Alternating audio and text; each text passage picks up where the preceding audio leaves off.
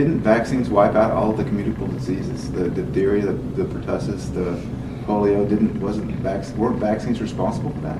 You know, it's interesting because every time someone's new to this topic, it always starts from, well, what about smallpox? What about polio? Well, I do an hour-and-a-half talk on that, Okay. so I can maybe give you 2 sentences that say the answer is no, that less than 10% of the global population was actually vaccinated for the smallpox vaccine, and it was a virus that was dying out and becoming weaker over time.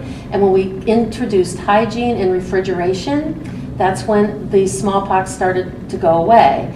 And then, of course, it morphed into this other type of virus called monkeypox. And so smallpox is still around, it's just given a different name.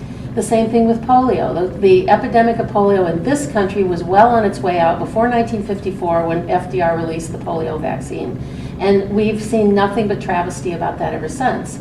And the only places in the world that still report any polio are places that are using the oral polio vaccine, which is a live virus. The other thing is that polio is not a synonym for paralysis, and that the vast majority of people don't understand that 98% of people who actually were exposed to the polio virus and maybe even contracted the infection caused polio, it was nothing more than looking like a stomach flu. It was some diarrhea, it was maybe a little bit of fever, and it just passed through that you maybe thought you had food poisoning, and then you had lifetime immunity to this gastrointestinal virus.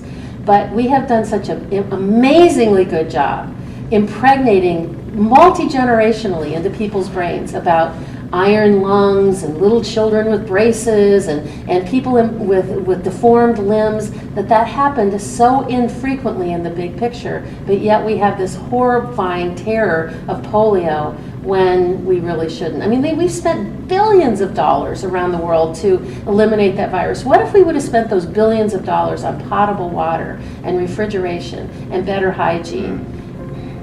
What could we have done with that?